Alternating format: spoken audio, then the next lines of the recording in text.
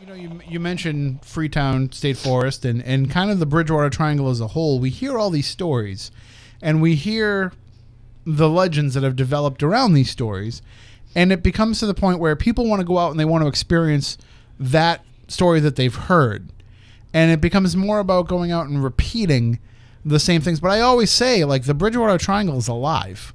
Oh, absolutely. You know, this is something where the activity can change on a dime, and you never really know what you're getting into when you go into it, that you kind of have to let it breathe a little bit and just go into something with an open mind and an open approach and saying, let's just go and see what happens tonight. Let's not go and chase down this particular spirit. Let's just go and see what comes to us, because inevitably something is going to come to you. Yep, I agree 100%, and that's exactly the best way to put it is what I started doing. Instead of taking people out there, telling them the stories and saying, all right, we're going to go to this location and we're going to try and get this. Like, for instance, the ledge with the lady in white, or, you know, supposed puckwudgies. Instead of just going there to try and do that, let's just go there, tell the stories, let them experience it, and walk around, and let's see what comes to us.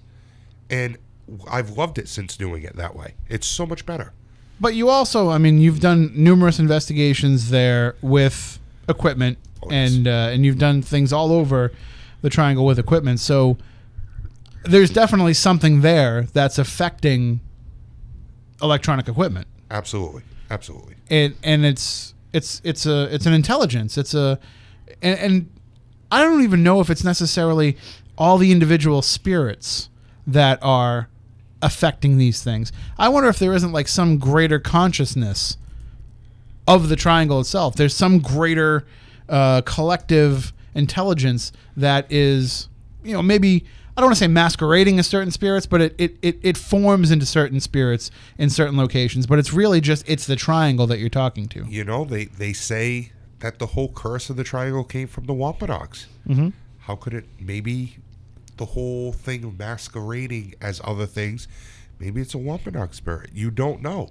I mean, we've all investigated out there and tried to find things. Have we gotten exact proof? No.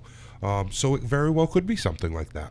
And what's fascinating about that to me is I almost feel like individual ghosts are, I don't want to call it mundane, but it's kind of like accepted to me at this point, because I've had enough experiences that I know that they're there. But to crack that code and find something bigger, and what does that mean? Because, Stephanie, you are able to tap into a greater collective consciousness that exists kind of everywhere.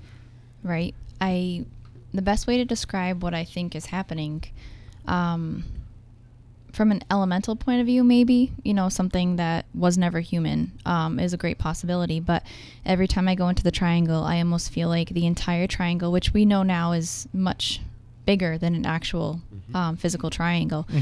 I feel like the earth itself is living and breathing, and it's an entity all on its own. And whether there's something that's controlling it, that's sitting back and laughing at all of us when we're out there, who knows? But it sucks you in every time. Me personally, I think the whole Triangle, as much as the documentaries come out, as much as any one of us that's in this room has been out in the Triangle, I think it needs to be furthermore investigated. I think I agree. Something really needs to happen where, you know, people put in a good amount of time researching, investigating, and checking out each location separately for a good amount of time. Like, we started to do it with our group for a while, where we were going up to the Indian ceremonial area and doing a moon cycle research to see if we got certain hits on certain cycles of different times of the year with the moon at the Indian ceremonial area. It fell a little short because we had disbanded some of the group members, so then it was tougher to get it. But we started to do that because that could mean that certain times of the year their spirits are alive more than other times of the year. Hey everyone, thank you so much for watching. If you haven't subscribed to us yet, make sure that you hit that subscribe button so you don't miss out on anything in the future. Also, make sure that you're following Spooky Southcoast across all social media, especially Twitter, Facebook, and Instagram.